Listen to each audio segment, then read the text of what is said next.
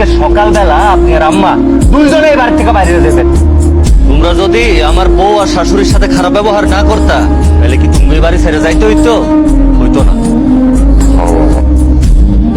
ভুল আমার করে কথা বাড়াইয়েন না।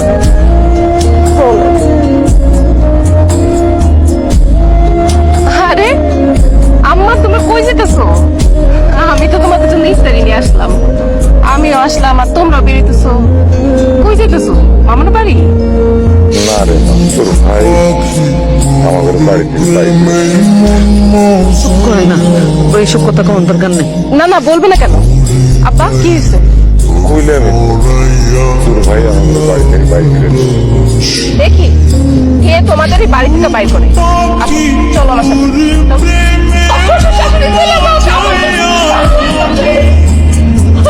আম্মা, এই খুশিতে তোমার একটা পান বানাবি, পান খেবা। আমি রোজা রাখছি না। আল্লাহ, আমি তো ভুলেই গেছিলাম। এই তোরা আমার বাপ মায়ের বাসা থেকে বের করে দিছিস কেন? এই ভাই, এই কথাবার্তা একটু সাবধানে কই।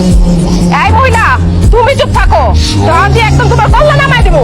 এই খবরদার, তারে কি কইতাছিস? হ্যাঁ, সে আমার মা, তুই আমার বাবা মারে বাড়ি থেকে বাইর করে দিবি আর কি মনে করছস আমি তোর মায়ের সালাম দেব?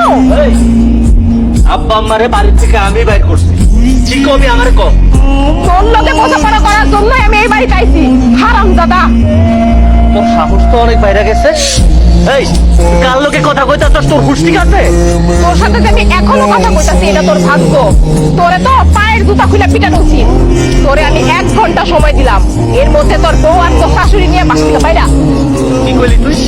আমি আমার বউ আর শাশুড়ি নিয়ে এই বাড়ি থেকে বাইরে যাবো? এই আমি করে বাড়ি থেকে বাইর করো না, তুই কে? আমি এই বাড়ির মেয়ে, আমার বাবা মার একমাত্র সন্তান আমি। আজকে থেকে আমার বাপ মার ছেলে মৃত। যেই সন্তান তার রোজাদার বাপ মারে বাসা থেকে বাইর করে দিতে পারে, সেই সন্তান আমার বাবা মার সন্তান হওয়ার যোগ্যই না। এই সেরি, তুই তোর বাপ মা নিয়ে বাইর হ, যা। এই কথা কম, একদম কম, চুপ। রিতা, তুই কিন্তু এখন বেশি বেশি করতাছস। বেশি করার তুই কি দেখছস? বাজারে দোকান দিছস না? তোর দোকান আমি বন্ধ করতাছি। 3 লাখ টাকা নিছিলি আমার স্বামীর কাছ থেকে, মনে আছে? সেই টাকা এখন ফেরত দিবি, নাইলে তোর দোকান করা বন্ধ করতাছি। ভিক্ষা কইরা খাবি। দেখবেন, আমার তো তোর লোকে কোনো ঝামেলা নাই। তুই আমার বাড়িতে আইছস, খুব ভালো কথা। কদিন থাক, বেড়া, কোনো ঝামেলা করতে চাই না। ঝামেলা নাই না? বাপ মার লোকে ঝামেলা কইরা বোনের লোকে ঝামেলা নাই, এই কথাগুলো কইতে লজ্জা লাগে না? বাটপারি করস, তোর বাটপারি আমি বাইর করতাছি। বাইরো, বাইরো বাড়ি থেকে। তুই যে আমার বাড়ি থেকে বাইরে যাইতে কইতাছস, এই বাড়ি কিন্তু আব্বা আমার নামে নাই। এই বাড়ি তোরও না, এই বাড়ি বড় চাচার নামে। আমি যদি এখন বড় চাচারে ফোন দেই, তখন এই বাড়ি আমার আব্বার নামে লেখা দিব, তখন তুই কি করবি? এই তুমি ওর লগে এত ভদ্রভাবে কথা কইতেছো কেন? ওর বাড়ি থেকে বাইর করে দাও। সেই মুরত তোর স্বামীর নাই, থাকলে বাইর করতো। সেই মুরত আমার আছে। তোর আমি 1 ঘন্টা সময় দিলাম, তার মধ্যে বাড়ি থেকে বাইর হ। নাইলে কিন্তু আমি পুলিশে ফোন দিব। পুলিশ আইনা ডক্টরের কাজ ধরে বাড়ি থেকে বাইর করে দেব। শোনো বাবা, তোমার বাপ মারে কিন্তু আমরা বাইর করি, তুমি আবার আম করে দোষ দিও। আমরা তুমি চুপ করবো। তুমি না বেশি চিন্তা করো না, সবকিছু ঠিক হয়ে যাবে। মাথাটা ঠান্ডা রাখো। যখন সাহেব বের হয়েছেন, আপনাদের দুজনের কাছে একটি অনুরোধ, আপনারা দয়া করে একটি কথা বলবেন না, ঠিক আছে? আপনি ওনার ছেলে? জি। তো আপনার বাবা মাকে আপনি বাড়ি থেকে বের করে দিয়েছিলেন কেন? জি স্যার, আমার আব্বা আমারে আমি বাড়ি থেকে বাইর করে দিচ্ছি। কেন বের করে দিয়েছেন? ওই সময় মাথা গরম আসছিল। মাথা গরম ছিল? হ্যাঁ, রোজা রেখেছেন? জি। আমিও রোজা রেখেছি। শোনেন জগন সাহেব, আমার বাবা মা নেই, আর এই ডিউটি শেষে আমি কি বলে জানেন? পুরো রমজান মাস আমি রাস্তায় হাঁটি, আর ওই রাস্তায় যত বৃদ্ধ লোক আছে তাদের সাথে কথা বলি। কেন কথা বলি জানেন? কথা বলি এই জন্যই যে তাদের সাথে কথা বলে আমার বাবা মায়ের অভাবটা পূরণ করতে চাই। কিন্তু বাবা মা তো বাবা মাই, বাবা মার অভাব অন্য কারোর সাথে কথা বলে পূরণ হয় না। আমার পূরণ হয় না। আপনার বাবা মা যখন থাকবে না, তখন আপনার এই অভাব পূরণ হবে। তার বাপ মায়ের অনেক দোষ আছে স্যার। আপনি তো ওনার শাশুড়ি, তাই তো?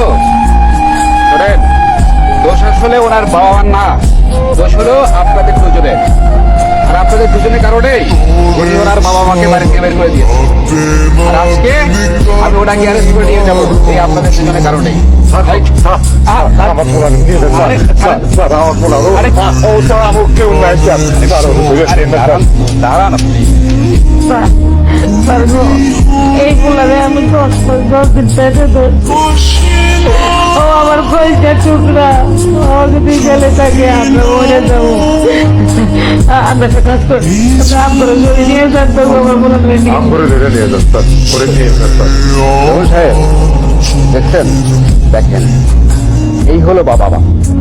আচ্ছা, কি বলবেন রঘু সাহেব? আম্মা আমার তোমরা মাফ করে দাও, আমি বুঝতে পারিনি আম্মা, আমি তো আমি সফল করে বলাইছি আম্মা, আমি অনেক অন্যায় করছি আমার আম্মার লোকে একটু কষ্ট দিচ্ছি তোমারে, তোমরা রোজা রেখে সারাদিন রোজা থাকছো, তোমারে খাইতে দেই নাই। আপনাকে একটা বলে দুনিয়াতে বউ গেলে বউ পাবেন, শাশুড়ি গেলে শাশুড়ি পাবেন, বন্ধু বান্ধব গেলে সেটাও পাবেন, কিছু বাপ মা গেলে তাকে ফিরে পাবেন। আল্লাহর পরেই বাপ থাকে। আপনি যতই নামাজ পূজা করেন না কেন, বাবা মা যদি অসন্তুষ্ট হয় আপনি কাজ পাবেন। আর এই যে শাশুড়ি আম্মা, আপনি মেয়ের বাড়িতে না থেকে নিজের বাড়ি চলে যান, বুঝছেন? এরপরে যদি আমি আসি তাহলে কিন্তু আপনাকে অ্যারেস্ট করবো। আর এই যে বোন, আপনার শ্বশুর শাশুড়িকে নিজের মা বাবার মতো ভাববেন। বিয়ের পরে একটা মেয়ের কাছে শ্বশুর শাশুড়ি মা বাবা হয়েছে। আর এগুলো আমাদের বাংলাদেশ, এগুলো আমাদের কাজ। ঠিক আছে, তাহলে আমি আসি। এই চলো।